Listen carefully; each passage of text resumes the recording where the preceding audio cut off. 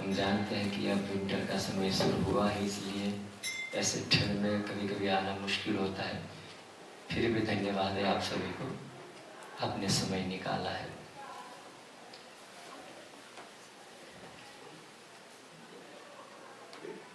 कभी कभी लोग प्रश्न करते हैं कि महाराज मन में बहुत विचार आते हैं, गलत विचार। ये शिकायत अक्सर हर किसी के जीवन में बनी रहती है।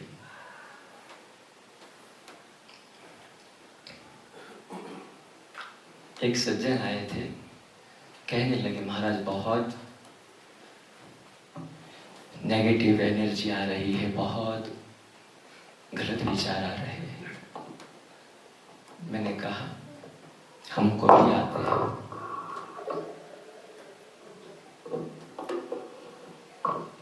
क्योंकि कुमति सुमति सब में उतराही।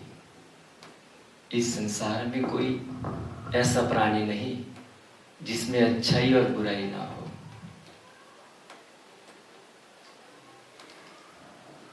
इस संसार में हर कोई प्राणी में कुछ न कुछ सद्विचार भी होते हैं तो कुछ न कुछ दुर्विचार भी होते हैं। इस संसार में कभी ऐसा जगह नहीं है, कोई ऐसी जगह नहीं जहां केवल दिन होता हो, रात भी होती है। हरिभक्त रात जरूरी है, क्योंकि तभी तो दिन का हमें पता चलता है। वैसे ही कुमति की भी जरूरी है हमारे जीवन में, क्योंकि कुमति से ही सुमति का पता चलता है, उसकी पहचान हो जाती है। जैसे सुबह की पहचान होती है, जिससे ही डार्कनेस निकल जाता है। तो दोनों ही अच्छे हैं, कहने का मतलब ये था, सुमति भी और कुमति भी दोनों ही अच्छे हैं। एक बार ये दोनों बहनें आपस में झगड़ गई, कुमति और सुमति, और ब्रह्मा जी के पास पहुंच गए। पिता थे, परम पिता परमेश्वर। कुमति कहने लगी पिताजी, सब कोई सुमति को ही अच्छा मानते हैं, मुझे तो कोई मानता ही नहीं। क्या मैं ऐसी बुरी हूं? ये ब्रह्मा जी को पूछ रही कुमति। अब वो तो पिता थे, अब दोनों बेटियां थी। कहा नहीं नहीं, आप दोनों अच्छे हैं। नहीं नहीं, ऐसा नहीं, आप निर्णय करके बताइए। ब्रह्मा जी ने कहा ठीक है। सुमति को कहा तुम वहां जाओ पैदल और वापस आ जाओ। ऐसे ही कुमति को भी कहा आप पैदल वहां जाइए और वापस आइए। दोनों गए, दोनों वापस आए। ब्रह्मा जी ने कहा आप दोनों अच्छे हो। कहा कैसे? तो कहा सुमति, जब तुम आ रही थी ना तब अच्छी लग रही थी, और कुमति जब तुम जा रही थी तब अच्छी लग रही थी। तो दोनों ही अच्छे हैं। देखिए, जब आदमी युवक बनता है तो अपने आप जीवन में बाल और दाढ़ी आने लगते हैं। क्या कभी हम किसी संत को शिकायत करने गए कि इसका उपाय बताओ? ये आए ही नहीं। क्या कभी हम भगवान को ये शिकायत करते हैं कि प्रभु हमें उपाय बताइए, क्या है बार बार आता रहता है? पर हम क्या करते हैं, 3-4 दिन में जब वो आते हैं तो हम तैयार हो जाते हैं शस्त्र लेकर, और उसको हम बना लेते हैं। कब तक? जब तक ये जीवन है। तो क्या हम बदल सकते हैं उसको? ना, क्योंकि ये तन की प्रकृति है, उसको बदल ही नहीं सकते हम। वैसे ही मन में अच्छे बुरे विचार आना, ये मन की प्रकृति है। करे क्या? तो कहा मन के विचारों को बदलने के लिए जो हम करते आए हैं वो ही करना है। क्या? ध्यान करो, सत्संग करो, प्रभु को याद करो। अच्छा, कब तक करना? तो कहा जब तक बाल और दाढ़ी हमारी है तब तक ये सत्संग करना पड़ेगा।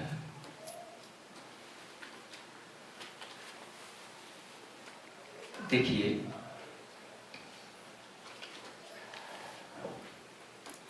यदि कुंभकर्ण केवल सोता रहता तो रामायण में ये नहीं लिखा होता कि विभीषण तेही समय विभीषण जागा। ये भी तो लिखा था। लंका में सिर्फ कुंभकर्ण ही नहीं सोया पाया, वो केवल सोता नहीं था, सब कोई और भी सोते रहते थे। अंतर क्या था? समुद्र के बीच में जो ये लंका बसी हुई थी और बसी है, समुद्र रूपी समुद्र के बीच में ये जो बसी हुई लंका है, वैसे ही ये संसार रूपी जो जीवन है जिसमें हमारे लिए भी वो लंका ही है, जिसमें हम रह रहे हैं, इसमें कुंभकर्ण भी सोता है और विभीषण भी सोता है। लेकिन इन दोनों को जगाता कौन है? तो कहा कुसंग रूपी दुर्गुण रूपी रावण जो है वो कुमति रूपी जो स्वरूप है वो कुंभकर्णों को जगाता है, और सत्संग रूपी भगवान हनुमान जी विभीषण को जगाते हैं। ये अंतर है। तो जीवन के अंदर अपने आप को बदलना है, मन को बदलना है। मन चंचल है। कई ऐसे भी संसार में भक्त है जो तक वितक करते हैं। हम सब धर्मराज युधिष्ठिर को भली भांति जानते हैं।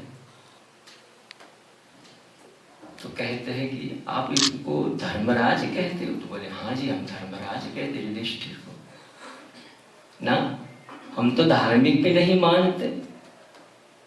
बोले क्यों? अरे जब इसके में धर्म होता तो अपनी पत्नी को जुए में क्यों डाल देता, क्यों रख देता? और धार्मिक जो है वो जुआ थोड़ी ना खेलता है। तब बहुत अच्छा जवाब दिया एक संत ने। कहा कि जैसे एक विद्यार्थी होता है, वो जब 100 मार्क का पर्चा लिखता है तो उसको 80 मार्क मिलते हैं। आप बताइए 80 मार्क अच्छे होते हैं या बुरे? अच्छे होते हैं ना। हम सब समझते हैं इस बात को कि इसको 80% मिले हैं, 20% ठीक नहीं मिले। लेकिन हम ये तो सोचते हैं कि नहीं बहुत अच्छा 80% तो है। ठीक उसी तरह संत महात्माओं को भी, परमात्मा को भी तर्क वितर्क करने वालों ने छोड़ा नहीं है। लेकिन मैंने कहा ना, ये संसार सारमय है।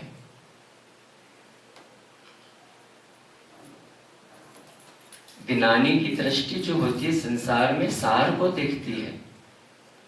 वैरागी इस संसार को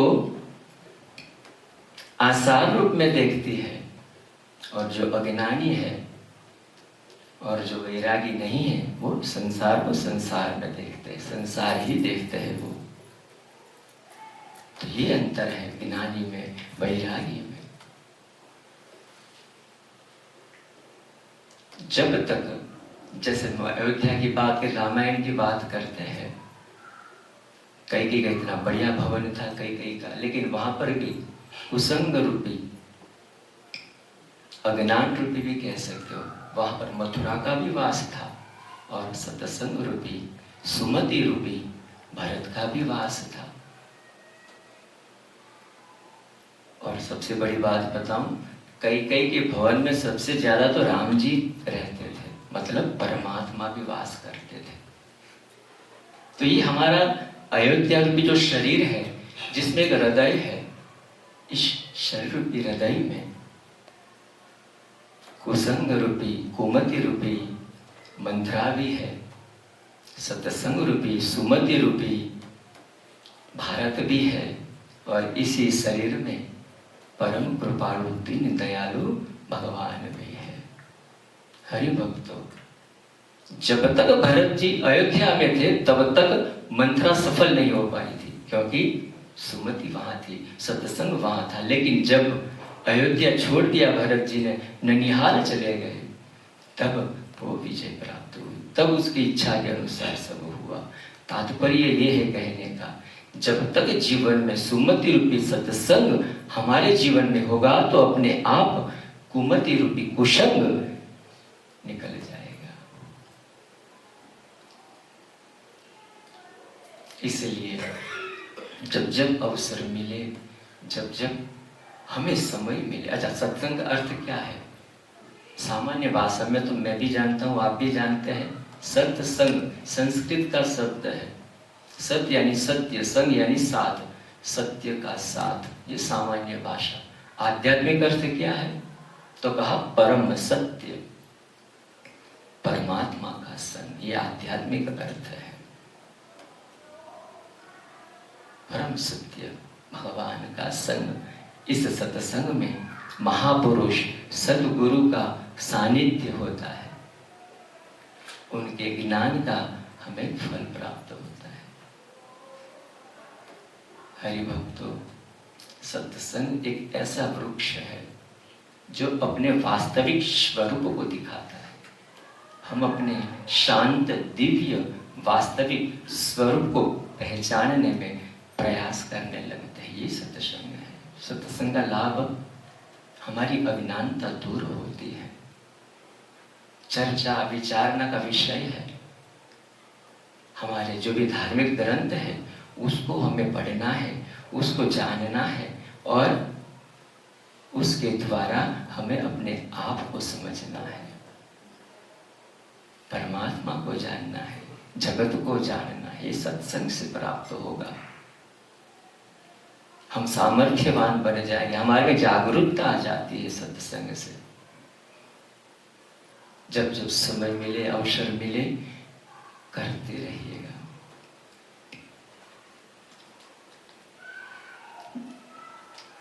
राधे राधे गोविंद गोपाल राधे, राधे राधे गोविंद राधे, राधे गोविंद गोपाल राधे, राधे राधे गोविंद गोपाल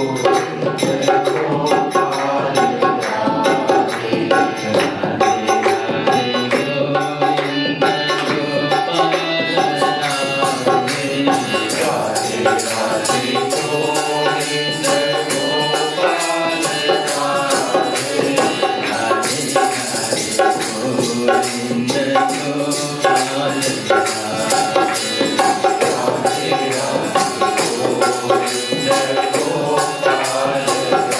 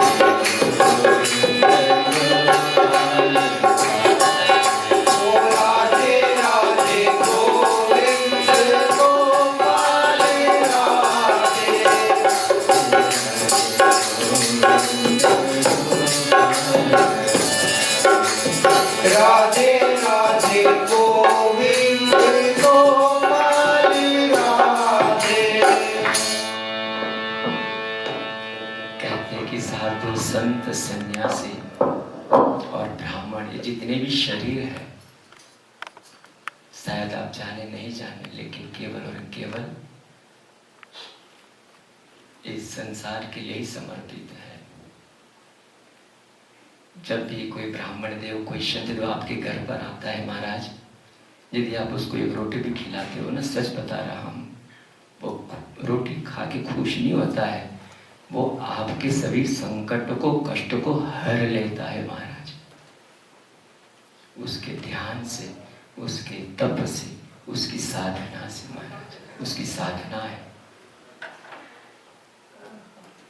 एक परिवार की सच्ची घटना बता रहा हूं, गुजरात की ही है। दो भाई थे, ऊपर नीचे रहते थे। जो नीचे वाला था भाई, वो सत्संगी था, मैंने अभी आपको कहा।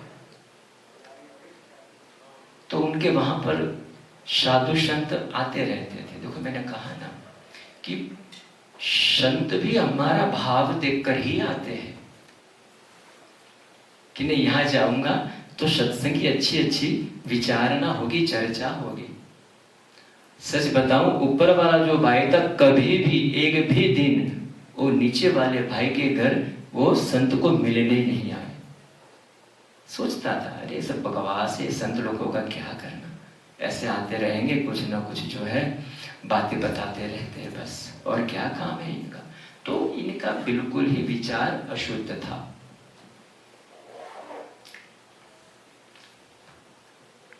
तीन चार महीने के बाद में फिर वो वापस आए उसी घर में। अच्छा, जो बड़ा भाई था वो व्यापारी था, टाइम ही नहीं था। उसकी जो पत्नी थी, वो भी आजकल के मॉडर्न जमानों में बाहर जाना, सब किटी पार्टीज में जाना, ये सब उसका स्वभाव बन गया था, उसका प्रकृति बन गया। वैसे ही उनका जीवन चल रहा था, पर बस भाव इसमें नहीं था। महाराज सच बता रहा हूं, कभी भी संत को ये भी नहीं कहा कि आइए मेरे घर में पधारिए ना। पर हाँ, जो भाई था सत्संगी, उसने कहा भी था महाराज, मेरा बड़ा भाई जो है ना, वो ये सब धर्म कर्म में मानता नहीं है ज्यादा, इसलिए हम बुलाते भी नहीं, और हम आपको भी कहते हैं कि आप भी मत कहना कि तू आजा, खामखा आपको दो शब्द सुनने पड़ेंगे।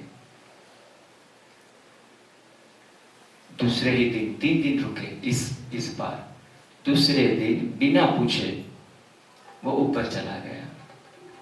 भोजन का समय था और कहने लगा, मैया रोटी दे दे। चिल्लाने लगी, ए सुबह सुबह ये क्या लगा रखा है, पता है ना हम नहीं मानते आपको, क्यों आए हो यहाँ पे, आप जाइए, मैया एक रोटी खिला दे। कोई मांगता है तो हमारा भी तो भाव होता है देना। उसका नौकर था, कहा इसमें रोटी दे दो। नौकर आया, दिया, खाई रोटी, प्रेम से खाई। मैया पानी पिला दो, पानी पिया। दूसरी बार मत आना, ये कह रही है। ठीक है, प्रणाम किया। साधु सौम्य स्वरूप होता है महाराज। निकल गए, वो निकल गई बाहर। उसका छोटा बच्चा था घर पे, खेल रहा था ऊपर के गैलरी में। महाराज खेलते खेलते वो ऊपर से ना छत से नीचे गिरा। आप कल्पना नहीं कर सकते। वो जैसे ही गिरा, वहां एक आदमी था, उसके ऊपर गिर गया। चोट जरूर आई लेकिन बच गया। जो सत्संग की भाई था, उसने कहा कि मेरे भैया का लड़का था, भगवान की कृपा से बच गया, ऊपर छत से गिर गया था। तो बोले मैं जानता था, ये संत कह रहे थे, मुझे पता था, इसीलिए मैंने उनके घर जाकर रोटी खाई, क्योंकि मुझे उनका ये संकट को हरना था। महाराज ये मैं कहानी इसलिए बता रहा हूँ, ये सत्य घटना है।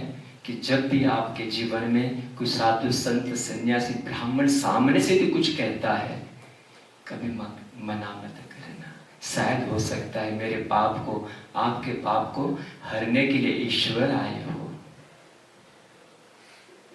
तो ये इसलिए मैंने कहा आपको कि जितना भी ठाकुर जी ने अवसर दिया है, और अच्छे विचार कब आएंगे, जब अच्छे का संग होगा। बाकी तो मैंने कहा ना, कुमति सुमति दोनों हमारे साथ है। और वैसे भी रामायण में तो लिखा ही है, जड़ चेतन गुण दोषमय विश्व की करतार। भगवान ने तो किया है जड़ चेतन, जहाँ सुमति वहाँ कुमति, जहाँ गुण वहाँ दोष है, जहाँ जड़ वहाँ चेतनता है। भगवान ने बनाया है। जड़ चेतन गुण दोष में विश्व की करतार, संत हंस गुण गाई परिहर पाद विकार।